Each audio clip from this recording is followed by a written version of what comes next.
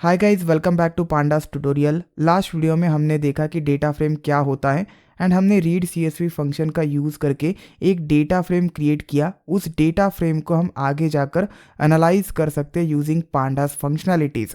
अब बात करते हैं how to create data frames using data frame constructor. Pandas library के अंदर एक कंस्ट्रक्टर है called as data frame. Data का डी कैपिटल, फ्रेम का एफ कैपिटल।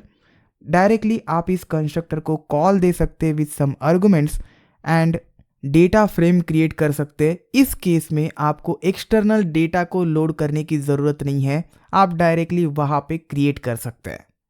चलिए सिंटैक्स देखते हैं। This is the syntax pandas. इसकी जगह पर पीडी लिखेंगे क्योंकि हमने एलियास क्रिएट किया है पांडास के लिए, which is PD dot notation.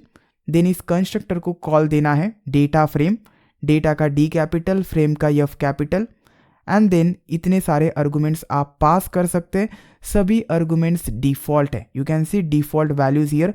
सभी का डिफॉल्ट वैल्यू है none none none and so on. First argument is data. Data के तौर पर आप किसी भी इटरेबल को पास कर सकते हैं, चाहे वो लिस्ट हो सकता है, सेट हो सकता है, tuple, dictionary. There are lots of iterables available. Index represent करता है रो लेबल्स। आप रो लेबल्स यहाँ से पास कर सकते हैं। अगर पास नहीं करेंगे तो डिफ़ॉल्ट वैल्यूज़ यूज़ होगी। Then you can also specify column names here using this argument. Data type भी आप मेंशन कर सकते हैं using this argument D type. And then there is one more argument copy here. हर एक argument के बारे में डिटेल में बात करेंगे विथ एग्जाम्पल्स। सब कुछ मैं आपको डिटेल में समझा दूंगा। लास्ट वीडियो में हमने रीड सीएसवी फंक्शन का यूज़ करके डेटा अनलोड किया था फ्रॉम दिस सीएसवी फाइल। इस वीडियो में हम एक्सटर्नल सोर्स से डेटा अनलोड नहीं करेंगे बल्कि यहाँ पे क्रिएट करेंगे। Bowling underscore data data frame है which is pandas data frame. एक बार इसका डेटा टाइप चेक करके देखते using type function. So here I write type bowling underscore data, enter and here you go pandas dot core dot frame dot data frame. So ये data frame है pandas का। अब चलिए इस label को मैं कन्वर्ट कर देता हूँ इनटू मार्कडाउन एंड यहाँ पे लिखता हूँ सिंटैक्स ऑफ डेटा फ्रेम। इतने आर्गुमेंट्स आप पास कर सकते हैं। एवरी आर्गुमेंट इज़ ऑप्शनल, इनको डिफ़ॉल्ट वैल्यूज़ है। एंड एक नया सेल क्रिएट कर लेता हूँ बाय टाइपिंग बी। एक नया सेल क्रिएट हो गया। चलिए मैं एक डिक्शनरी क्रिएट करता हूँ स्टूडेंट अंडरस्कोर डिक्ट, जिसमें 2 स्टूडेंट्स के रिकॉर्ड्स हैं। सो दिस इज डिक्शनरी। 3 की वैल्यू पेयर्स में लिखूंगा। फर्स्ट की इज नेम, सेकंड की इज एज एंड थर्ड की इज मार्क्स। 2 स्टूडेंट्स के रिकॉर्ड्स हमें रिप्रेजेंट करने, तो आप कुछ इस तरीके से कर सकते हैं। Names of this 2 students, first name में लिख देता हूँ Jay and second name is Shantanu. Then age के लिए 21 एंड 23 एंड मार्क्स की वैल्यूज़ में लिख देता हूँ 90, 92। कंट्रोल एंटर, सेल रन हो गया। न्यू सेल में क्रिएट करना चाहता हूँ, आई टाइप बी। नया सेल क्रिएट हो गया। अब मैं स्टूडेंट अंडरस्कोर डिक्ट की वैल्यू चेक कर लेता हूँ and this is of the type dictionary. इसका डेटा टाइप भी आप चेक कर सकते हैं using type function, type of student underscore dict and it is of type dict. अब इस डिक्शनरी का यूज़ करके मुझे डेटा फ्रेम क्रिएट करना है। मैं नया सेल क्रिएट कर लेता हूँ एंड इस सेल में डेटा फ्रेम इस कंस्ट्रक्टर को कॉल देता हूँ pandas. We can't write pandas here, we have to write PD क्योंकि पांडास को हमने इंपोर्ट किया है as PD. PD dot data frame. मैं कुछ भी पास नहीं करता हूँ तो एम्प्टी डेटा फ्रेम क्रिएट हो जाएगा। So let's control enter and here it is empty data frame create हो गया। अब मैं पास कर देता हूँ dictionary student underscore dict and control enter press करता हूँ। यू कैन सी हियर एक डेटा फ्रेम हमें मिल गया। कॉलम से name, age and marks and row label से 0 and 1। So this is 0th record, that is first record and this is second record।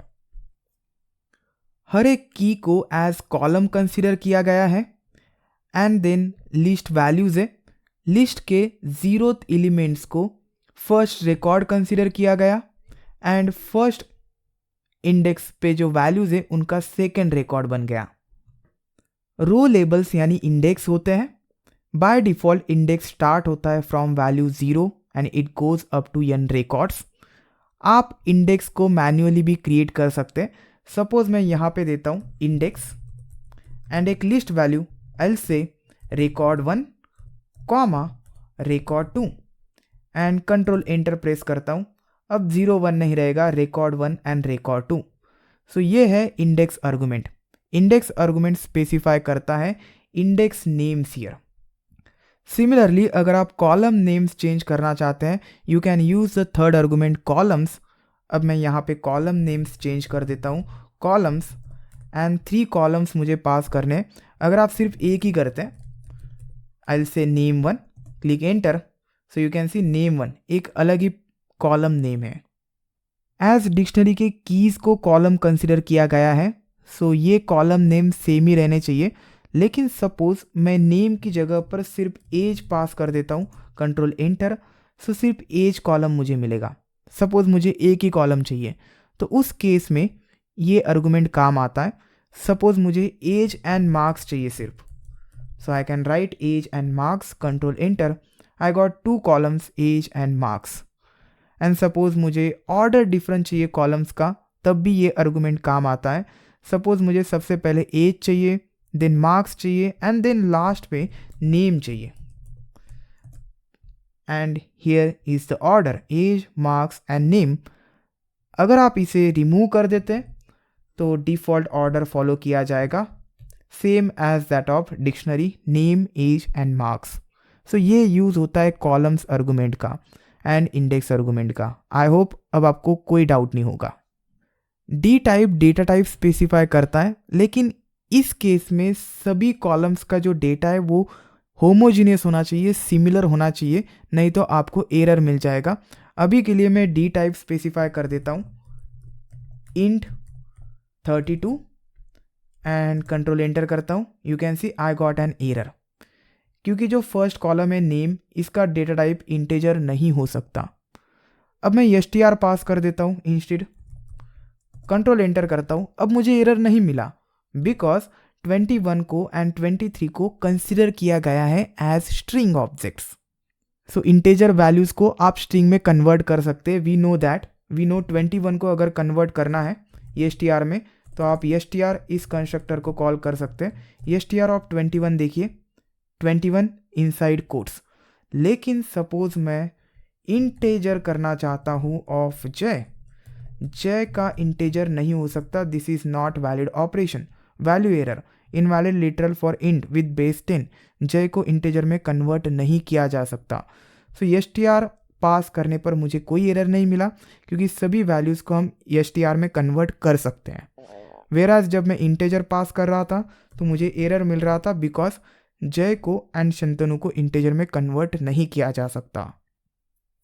Okay, D type समझ में आ गया, लेकिन मैं आपको रिकमेंड करता हूँ कि डेटा टाइप को कभी भी चेंज मत करो। डेटा टाइप की डिफ़ॉल्ट वैल्यू ही यहाँ पे यूज़ होनी चाहिए। Data type equals none, then there is another argument copy equal false, इसकी भी डिफ़ॉल्ट वैल्यू ही रहने देनी है।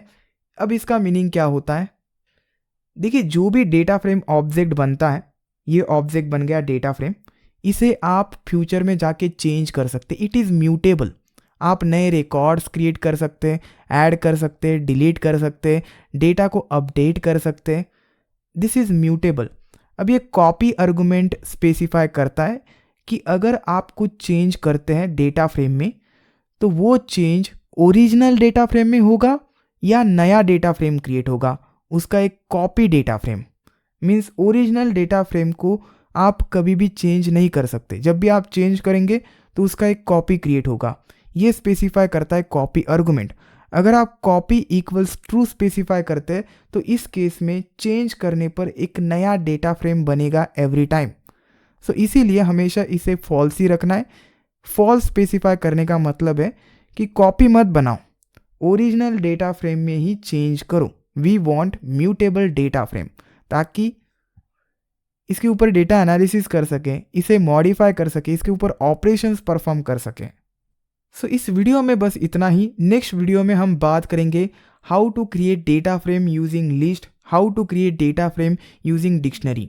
ये जस्ट एक वन एग्जाम्पल है, आपका डिक्शनरी अलग फॉर्मेट में भी एग्जिस्ट कर सकता है। तो कौन से फॉर्मेट के लिए किस तरीके का डेटा फ्रेम बनेगा, इसके बारे में हम बात करेंगे नेक्स्ट वीडियो में। Thanks for watching this video, will see you next time.